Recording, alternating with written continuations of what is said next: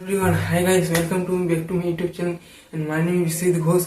তো আজ যে বিষয় নিয়ে কথা বলতে চলেছি সরকারি পলিটেকনিকে কলেজে ভর্তি হওয়ার পদ্ধতি, যে সরকারি পলিটেকনিক কলেজে ভর্তি হওয়ার যে পদ্ধতি, তো সেটা নিয়ে তো তোমরা ইতিমধ্যে খবর পেয়েছি রিসেন্ট যে মাধ্যমিক রেজাল্ট বেরিয়ে বিএমএ এবং এইচএস 2024 রেজাল্ট বেরিয়ে চলেছে 8ই মে।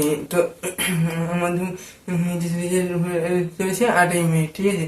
এবং সেটা কখন পাবলিশ হবে, কোন সময় তোমরা 50 থেকে 10টার মধ্যে পাবলিশ করা হবে মাধ্যমিক রেজাল্ট, এবং তারপরে তোমরা কলেজে গিয়ে মার্কশিট নিয়ে নিতে পারবে। তো সেটা বিষয়ে আমি বলতে চাইছি না, আর এটা বলারও বলবো না, ঠিক আছে। তো যে সঙ্গে ভূগোলেটে যে কাউন্সিল প্রসেস, তো কাউন্সিল প্রসেসে অবশ্যই একটু ভালো র্যাঙ্ক পেতে হবে। কিন্তু তুমি মনে করছো যে 20-22 হাজার র্যাঙ্ক আছে, কিন্তু তুমি গভর্নমেন্ট কলেজ ভালো পেয়ে যাবে, কিন্তু নয়, বাড়ির কাছে কলেজ পাবে না, বাড়ির দূরেরই কলেজ সম্ভবত পাবে। এবং এই বছর ঠিক এই প্রসেসটা হবে। আর আগের বছরে যে বিগত বছরে যে প্রসেসটা অবলম্বন করা হয়েছিল, তো এই বছরে সেম প্রসেস অবলম্বন করা হবে। কেননা সে তাছাড়া পদ্ধতি একটাই না, আগে আগে সে সিও ম্যাডাম যে ছিল সেটা তাকে কিন্তু কিন্তু ট্রান্সফার বা বদলিকরণ করা হয়েছে। তো দেখা যাক কি রকম কি হচ্ছে।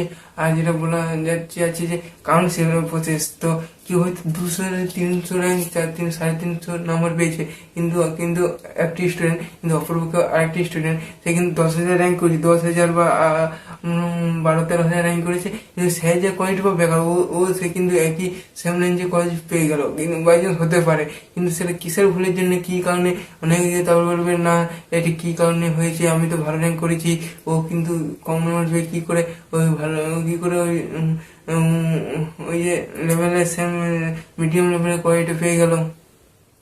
তো অনেকে জিজ্ঞাসাবাদ করছে সেটা কাউন্সিলের যে মিস্টেক, এই 3-4টি কাউন্সিলের মিস্টেক তো মিস্টেকগুলোর কারণে।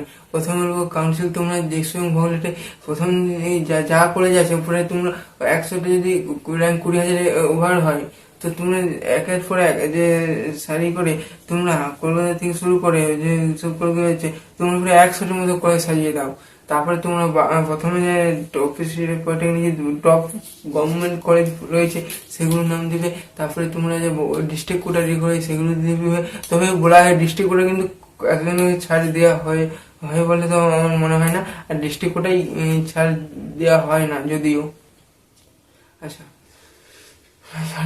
2 নম্বর স্টেপ, তুমি যেই কলেজ ভর্তি হবে না বা যেই কলেজ পড়তে চাইছে না বা যে ব্রাঞ্চ, সেই কলেজ ব্রাঞ্চ দেওয়ারও কোনো যুক্তি দরকার হয় না, সেই কলেজ দেওয়ার দরকার নেই। অনেকে জিজ্ঞেস করে যে কলেজ ব্রাঞ্চ পড়তে চায় না, কারণ সে দিয়ে দিয়েছে সেই কলেজের নামটা চলে এসেছে, তো সেটা অবভিয়াসলি হয়ে যায়।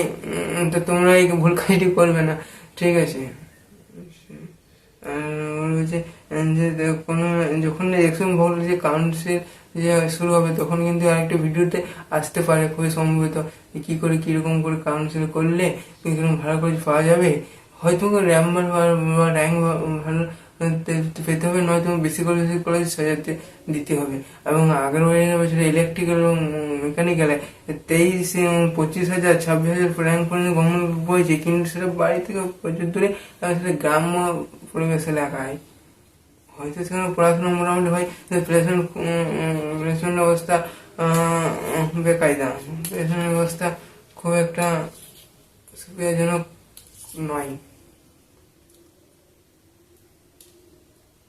ঠিক আছে, আজকে ভিডিওটা অনেকটা বড় হলেও এবং যদি হেল্পফুল হয় মনে হয় কারণ কোনো দিন, তো লাইক এবং সাবস্ক্রাইব করে রাখবে।